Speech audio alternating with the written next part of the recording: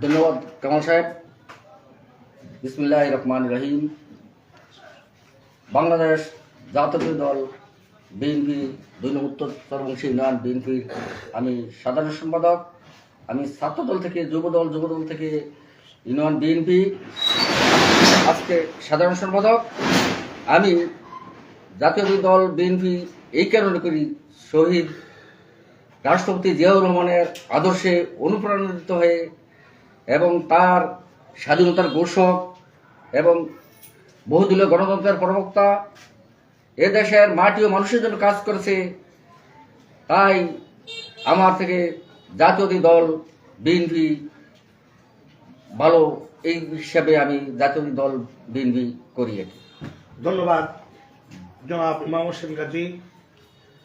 আপনি যে মাটি ও মানুষের নেতা ছিলেন, শহীদ প্রেসিডেন্ট জিয়াউর রহমান, যিনি জনগণের কথা বলতেন, জীবনের শেষ দিন পর্যন্ত জনগণের অধিকার বাস্তবায়নে সচেষ্ট ছিলেন।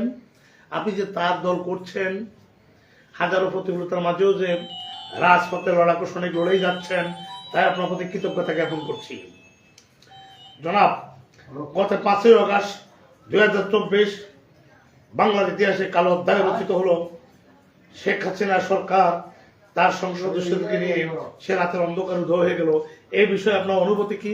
এবং আপনার এই অঞ্চলে আপনার দল আপনারা কতটুকু নির্যাতিত নিবৃত হয়েছে, একটু সংক্ষিপ্ত জাতীয় দেশে বর্ণনা দেবেন কি?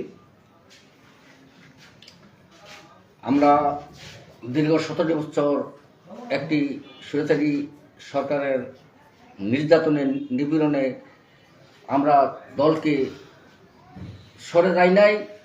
এই দল আঁকড়িয়ে ধরে রেখেছি। দীর্ঘ 17 বছর এই সরকারের বিরুদ্ধে আন্দোলন সংগ্রাম করেছি। ইনশাল্লাহ এই স্বৈরাচারী সরকার 5ই আগস্টে এই দেশ থেকে বিতাড়িত হওয়ার পর আমরা এই 2 নং উত্তর চরবংশী ইউনিয়ন প্রত্যেকটি ওয়ার্ড পর্যায়ে এবং ডোর টু ডোর প্রত্যেকটি ঘরে ঘরে গিয়ে আমাদের শহীদ রাষ্ট্রপতি জিয়াউর রহমানের আদর্শ এবং বিএনপি দেশ নেত্রী বেগম খালেদা জিয়ার যে আদর্শ, সেই আদর্শ এবং আগামী দিনে আমাদের যে সংসদ সদস্য জননেতা জনাব আবুল খায়ের ভূঁইয়া, আমাদের এই আসনের তারেক জিয়ার মনোনীত প্রার্থী জননেতা জনাব আবুল খায়ের ভূঁইয়া, যে নির্বাচন, এই নির্বাচনের জন্য আমি এবং আমার অঙ্গসংগঠনের সমস্ত যুবদল,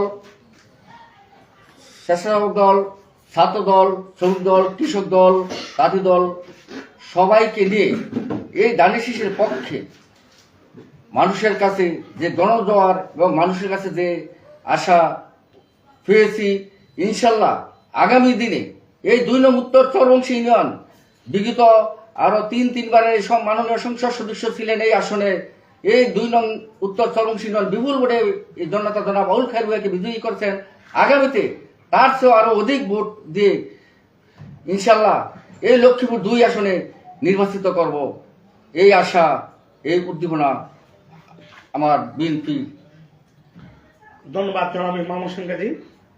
জনাব, ত্রয়োদশ সংসদ নির্বাচন আগামী 12ই ফেব্রুয়ারি 2026। আমরা তো অনেক সময় অনেক নির্বাচন দেখেছি।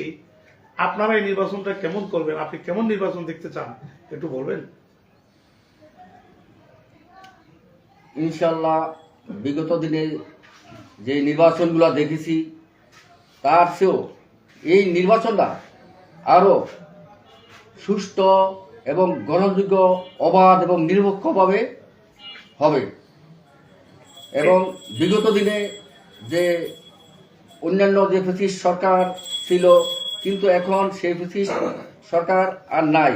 এখন আমাদের যে বিরোধী একটি দল আছে, যে গোষ্ঠী আছে, সেই গোষ্ঠী 1971 সালে স্বাধীনতা বিরোধী ছিল। 1947 সালে ভারত পাকিস্তানের যুদ্ধ তারা পাকিস্তানের বিরুদ্ধে ছিল। কিন্তু আমরা স্বাধীনতার সপক্ষের শক্তি। ইনশাল্লাহ এই দেশের জনগণ, এই দেশের মানুষ আমাদের পক্ষে ইনশাল্লাহ রায় দিবে। ধন্যবাদ। আমরা আশা করি যে আপনারা আপনাদের পক্ষে রায় দেবে। জনগণ রায় দেবে এবং টেকনাফ থেকে তেঁতুলিয়া সবাই বলে জিয়া সরকার এবার ক্ষমতা আসবে, এটুকু বাঙালি জাতির প্রত্যাশা। জনাব, আমরা তো স্বাধীনতার পর থেকে বহু সরকার দেখেছি, সকলের উন্নয়ন দেখেছি, আপনাদের উন্নয়নটা কেমন হবে একটু বলবেন? আমরা নিশ্চয়ই দেখেছেন বিগত জিয়াউর রহমানের শাসনামলে দেশের উন্নয়নমূলক কাজ হয়েছে। আমার দেশ নেত্রী মরহুমা দেশ নেত্রী বেগম খালেদা জিয়া তিনবারের প্রধানমন্ত্রী ছিলেন। ওনার শাসনামল দেখেছেন, উনি এদেশের নারীদের উন্নয়নমূলক কাজ করেছেন, এদেশের জনগণের জন্য কাজ করেছেন। ওনার শাসনামলে এ দেশের প্রত্যেকটি রাস্তাঘাট, স্কুল, কলেজ, মসজিদ, মাদ্রাসা কোনো ধরনের কাজ বাকি নাই তার উন্নয়নের আমলে। আর আগামীতেও বিএনপি সরকার ক্ষমতা আসলে ইনশাল্লাহ আরো বেশি উন্নয়ন হবে এবং আমাদের জননেতা জনাব তারেক রহমান বিএনপি চেয়ারপারসন তার 31 দফা কর্মসূচি একটি দিয়েছে।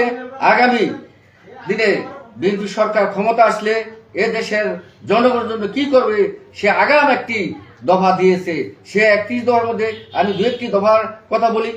প্রথমে একটি দফা হলো সে কৃষি কার্ড, কৃষকদের জন্য একটা কার্ড দিবে, কৃষকরা যাতে করে একটা সুবিধাভোগী এবং তাদের কোনো সমস্যা না হয়, সে কার্ডের মাধ্যমে তারা সার, কীটনাশক এবং তাদের একটা খরচ বহন করতে পারে। আগামীতেও আবার আরেকটি কার্ড দিবে যে ফ্যামিলি কার্ড, প্রত্যেকটা ফ্যামিলিরে পর্যায়ক্রমে ফ্যামিলি কার্ড দিবে। আরো অনেক দফাগুলো আছে। যদি ইনশাল্লাহ বিএনপি সরকার ক্ষমতা আসে এই দেশের জন্য এবং এই মানুষের জন্য আরো উন্নয়নমূলক কাজ করবে। ধন্যবাদ। আমি আপনাকে একটু ছাত্র দল নেতার নিকট যাচ্ছি। ছাত্র দলের একটা বাক্য আছে, হল্লা করে সবাই বল আমরা শক্তি, আমরা বল, আমরা ছাত্র দল। আপনারা তো ছাত্র দল, বিগত দিনগুলোতে আপনাদের প্রতি অনেক নির্যাতন নিপীড়িত হয়েছেন। আপনারা যে সরকার আপনাদের নির্যাতন নিপীড়ন করে তারা দেশ ত্যাগ করে চলে যেতে হলো, আপনার সরকার যদি নির্বাচিত হয়, আপনার দল যদি নির্বাচিত হয়, আপনার দল যদি সরকার গঠন করে, আজকে এই অঞ্চলে জামাতের রয়েছে যারা আপনাদের প্রতিদ্বন্দ্বী, এখন আওয়ামী লীগের নেতাকর্মী রয়েছে, বিভিন্ন মতাদর্শের ব্যক্তিরা রয়েছে, তাদেরকে আপনি কোন দৃশ্যে দেখবেন? ছাত্রদের নেতা একটু আপনার পরিচয়টা দিয়ে বলুন। ধন্যবাদ আপনাকে। শহীদ জিয়ার আদর্শে গড়া জাতীয়তাবাদী ছাত্রদল, যে দলটা শহীদ জিয়ার হাত ধরেই আজকে এই পর্যন্ত অগ্রদূত। আপনারা জানেন ছাত্র আন্দোলনের মাধ্যমেই স্বৈরাচার শেখ হাসিনা পলাতন করেছে। আমি 2 নম্বর ইউনিয়ন ছাত্র দলের সভাপতি থাকাকালীন আমার উপরে, আমার পরিবারের উপরে বহুবার পেটুয়া বাহিনী, ছাত্রলীগ হামলা করেছে। আমি অনেক দিন যাবৎ হাসপাতালেও ছিলাম। এখন একটা দল আছে, তারা গুপ্ত রাজনীতি করছে, আওয়ামী লীগের সাথে আতাত করে তারা চলাফেরা করছে, কিন্তু এখন তারা খুব বিএনপিকে ট্যাগ দিয়ে বিভিন্ন কথাবার্তা তারা বলে। কিন্তু এই 2 নম্বর ইউনিয়নে আমি ছাত্র রাজনীতিক থাকাকালীন দীর্ঘ সময় আমি কখনো দেখিনি তারা হাসিনা বিরোধী কোনো প্রোগ্রাম, মিটিং, মিছিল তারা আজকে করেনি। কিন্তু আজকে ভোটের মাঠে বিএনপিকে বিভিন্ন ট্যাগ দিয়ে গুপ্ত রাজনীতি করে বিএনপির উপরে যে প্রপাগান্ডা তারা ছড়াচ্ছে ভোটের মাঠে, ইনশাল্লাহ আগামী সংসদ নির্বাচনে ভোটের মাধ্যমে জনগণ তাদের প্রাপ্য বুঝিয়ে দিবে এবং জনগণই রায় দিবে। ধন্যবাদ জনাব রেডন, ছাত্রদল নেতা। আমি এখন যুবদল নেতার নিকট একটু যাচ্ছি। আমরা বিগত 16টি বছরে যে সরকার ক্ষমতায় ছিলেন তাদের একটি যুব সংগঠন ছিল। বাংলাদেশে 3100 নারী ধর্ষিত হয়েছে তাদের কর্তৃক। আপনারাও তো যুবদল, কিন্তু আপনার সরকার ক্ষমতায় আসলে, আপনার দল যদি নির্বাচিত হয়, আপনি এই দেশের শোষিত, সুবিধা বঞ্চিত, অবহেলিত নারীদেরকে কোন দৃষ্টিতে দেখবেন?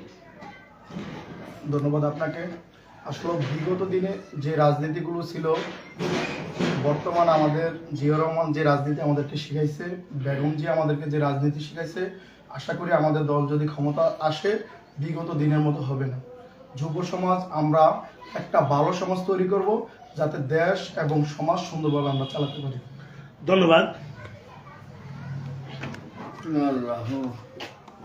দর্শক, আমি সংক্ষিপ্ত আলোচনা করলাম লক্ষ্মীপুর জেলার রায়পুর উপজেলার 2 নং সর্বংশী ইউনিয়ন ছাত্র নেতা উপনেতা ও ইউনিয়ন বিএনপির সাধারণ সম্পাদক জনাব ইমাম হোসেন গাজীর সাথে। তিনি একান্ত সাক্ষাৎকারে সর্বশ্রেণীর জনগণের সমন্বয়ে বাংলাদেশকে এগিয়ে নেওয়ার প্রত্যয় ব্যক্ত করেন। তিনি অতীতে যারা ছিল তারা যে ভুল অনিয়ম অন্যায়গুলো করেছে তাহাকে পরিহার করে বাংলাদেশকে একটি জাতীয়তাবাদী চেতনার শহীদ জিয়ার আদর্শ বাস্তবায়নে সচেষ্ট থাকবেন বলে প্রত্যয় ব্যক্ত করেন। তিনি আরও আশা করেন আগামী 12ই ফেব্রুয়ারি 2026 তিনি বিপুল পরিমাণ ভোটের ব্যবধানের মাধ্যমে এই অঞ্চলে দানেশের প্রতীক রায়পুরের দানেশের প্রতীক পদপ্রার্থী জনাব আবুল খায়ের ভূঁইয়া মহোদয়কে সংসদে পাঠিয়ে জনাব তারেক রহমান তারুণের অহংকার তাকে উপহার দিবেন। আমার আশা ও বিশ্বাস বাংলাদেশে সকল জাতীয়তাবাদী চেতনার ব্যক্তিবর্গ যদি জনাব ইমাম হোসেন গাজীর মতো এমনি দায়িত্বশাল দায়িত্বহীন ও মানবিক হতেন তাহলে বাংলাদেশ একটি আধুনিক দেশ হিসেবে স্বীকৃতি লাভ করতে পারত।